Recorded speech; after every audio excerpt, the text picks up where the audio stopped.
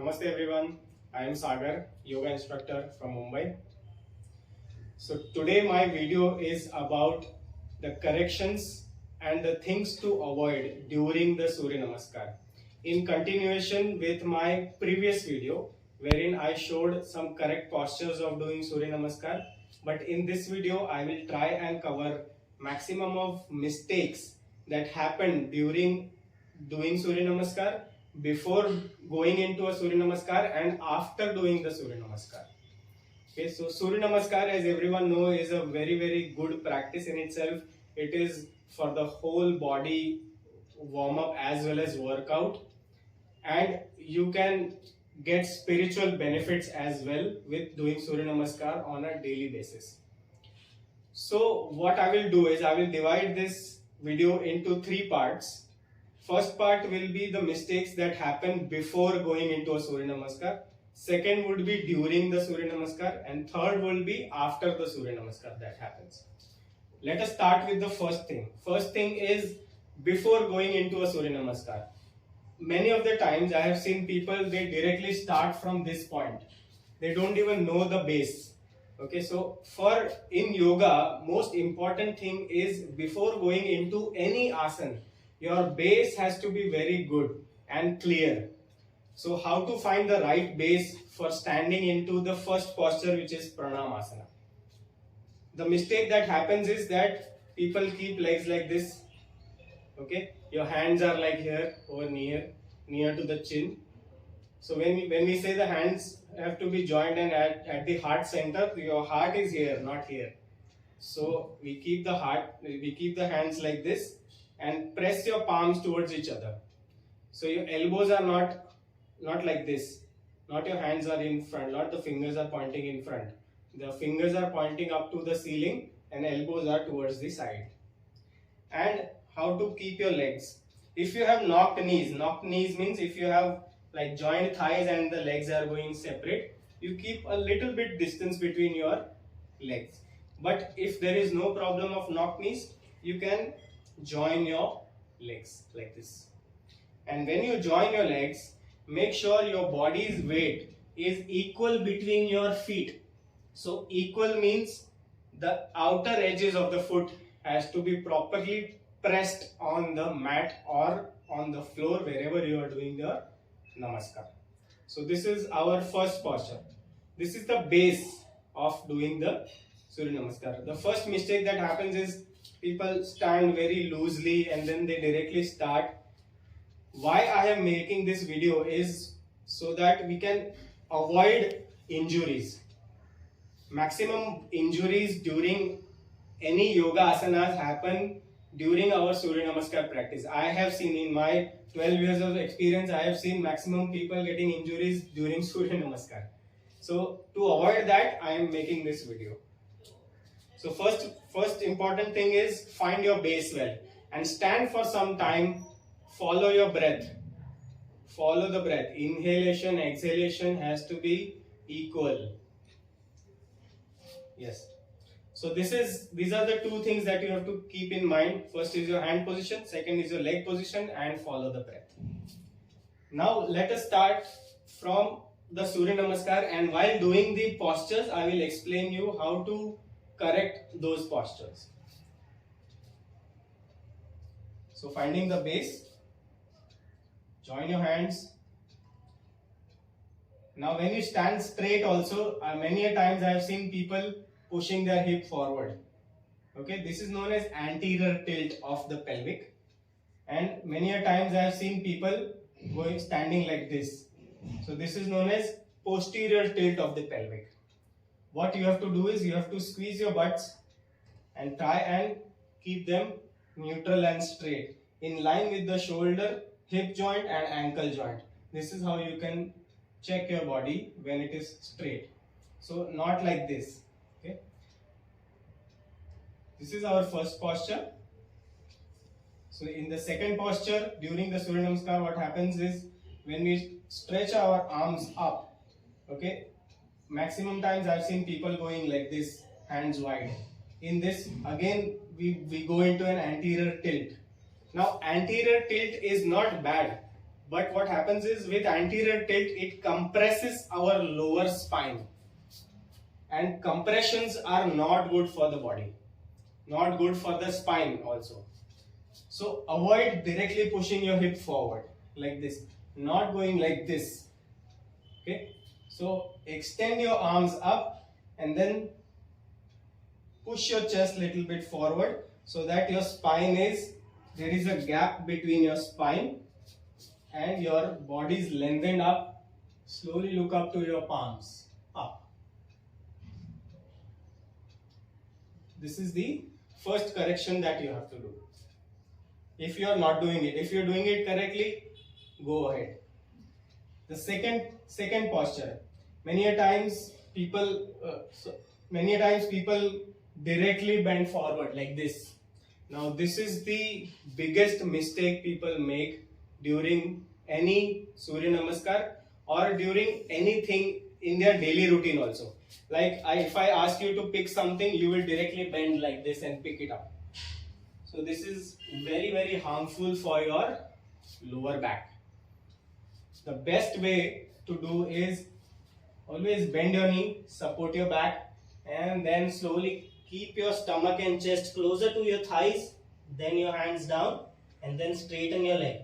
You will feel maximum stretch in your legs. Then you will do this way. But when you will come directly like this, there will be no stretch in your legs. There will only be a strain in your lower back, and which is not good for you. Strain in the lower back is not good, because while doing that, we feel like, it is good, the pain is good, but it is actually not good. It is going to be difficult for you to in the longer run, because the gap in between the spine will keep increasing, which you are not compensating with your upper back spine.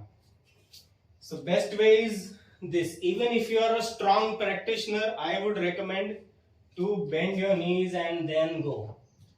But still, if you do not want to do this and you have a strong back, you feel you have a strong back, the second mistake that people do during forward bends is, after coming from this, they push their hip back and they lean forward like this. Now this is actually not forward bend, this is hurting your spine. You are literally hurting your spine. How to avoid this?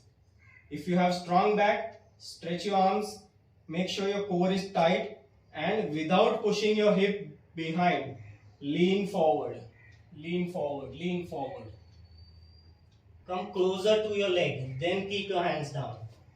This is how you will be not hurting the spine and making it stronger.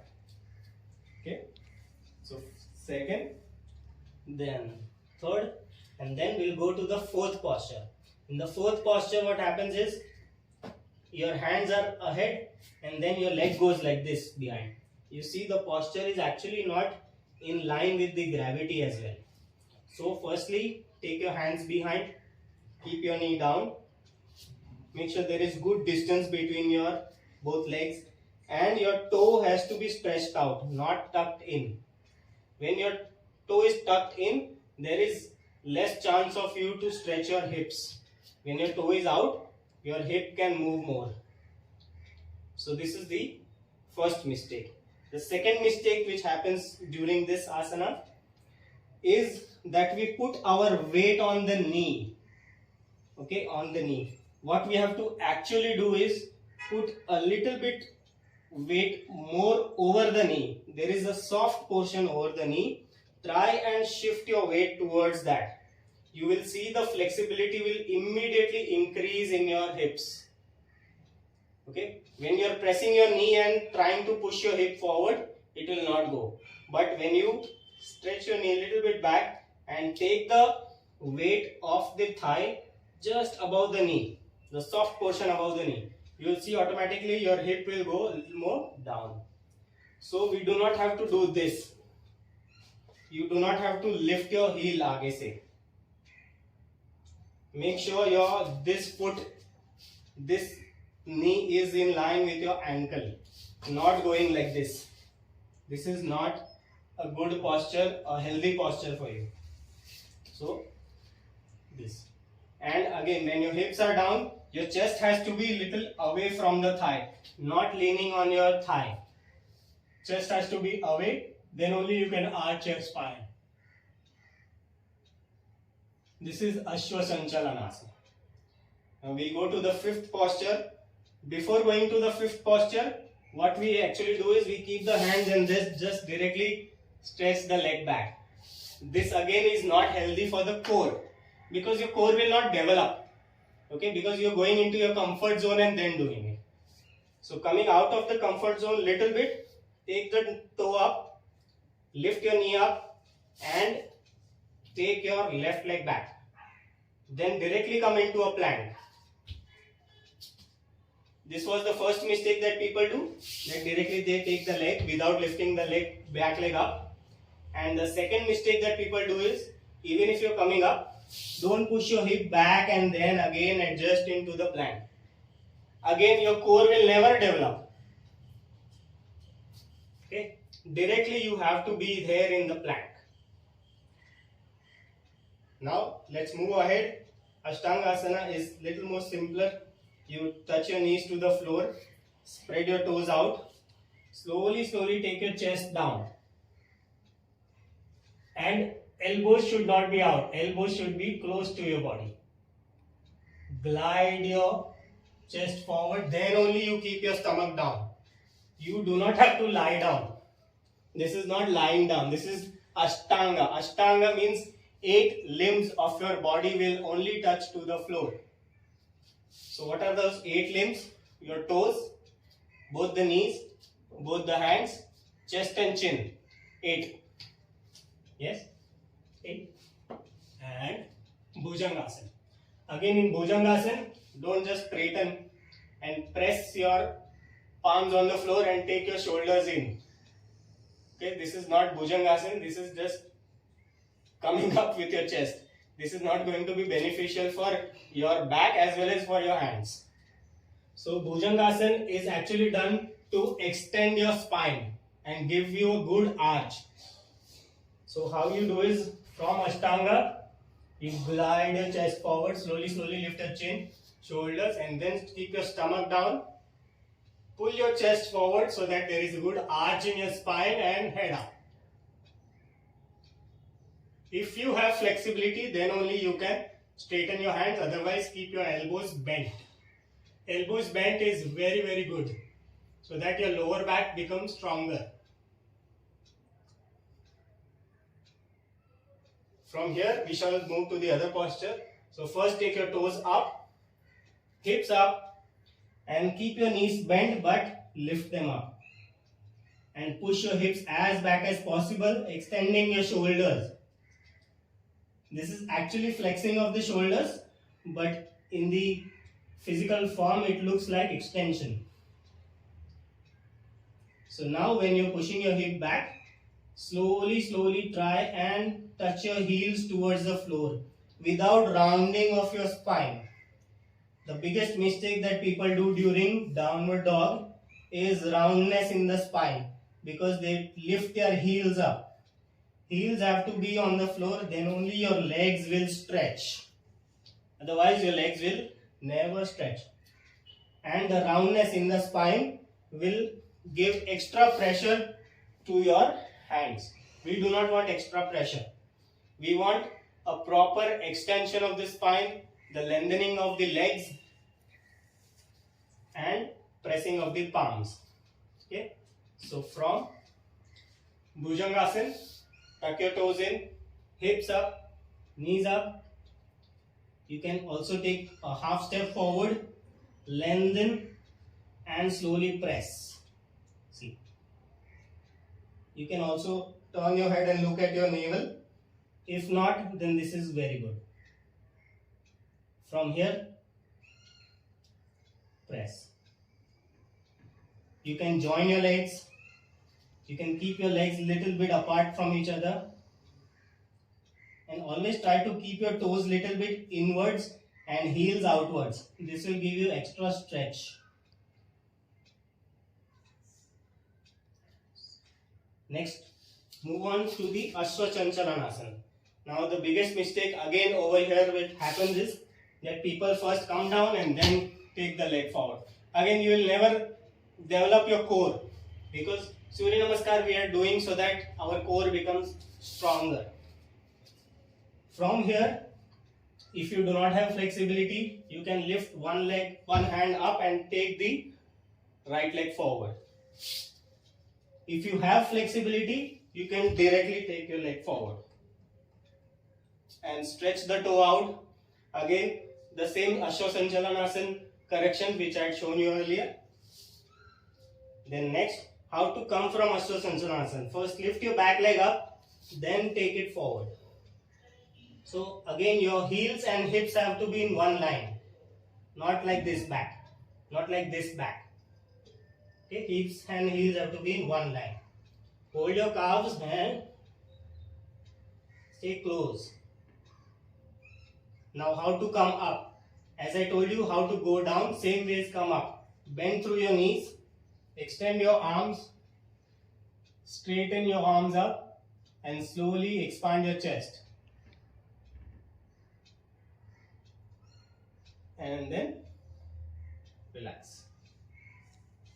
These are the common mistakes that we make during our each postures. So do these minor changes in your asanas and you will see good results coming out of it. Also, very important thing I wanted to discuss about was the Surya Namaskar is not about adjusting each and every posture. It is about the flow of the spine. Why? Because in my earlier video I had explained why we do Surya Namaskar, so that we can activate our Surya part of the body. But for activation, the energy has to flow in the body. So that is why each asana is designed in a flow posture. Let me show you this and you will understand the flow. The first posture, the second posture in which we are extending, so the energy is moving upwards. Third posture, energy again is moving. Now when I keep my hands down, take my leg back, keep the knee down, extend and then plank.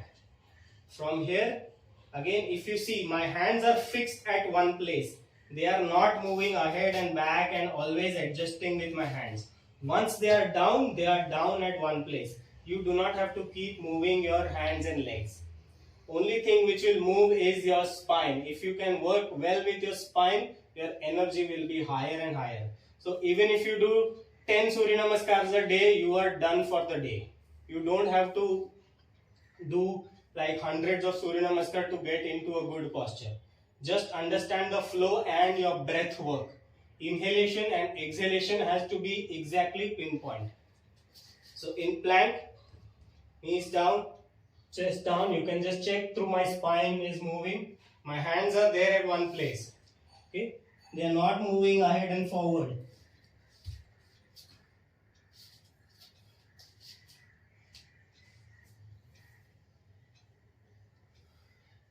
So from where I had started, I have ended there. That is the most important thing that we do during the Surya Namaskar. And the mistake is we started here but we ended here. Okay, maybe sometimes I have seen people ending here, or sometimes we end too forward. So there has to be a proper place for each and every asana that we do. So these are the mistakes during the Surya Namaskars that we do. Now let us know what we have to do after the Surya Namaskar practice. After Surya Namaskar practice, most important thing is that you stand for some time in the Pranamasana. We also call this as Namaskar Asana. Just stand here and close your eyes and observe your energy flow in the body. You can do this practice after every Namaskar, or after a set of 5 Namaskars, or after a set of 12 Namaskar, whatever you have decided for the day. And this is how you end. Then you come into the Samasthiti. Samasthiti is again standing straight, keeping your chest upright, stomach tucked in and legs straight. Then gently open your eyes. Always after the Surya Namaskar practice, close your eyes and observe your energy flow. Your heartbeat will be little bit faster, but when you close your eyes, automatically your heartbeat comes down to a normal position. And after this, you can practice any of the asanas for the day you have decided. I hope you have understood my video, and these type of videos I'll keep sharing so that you can get more knowledge about Surya Namaskars and its pros and cons. All the best, keep practicing. Thank you.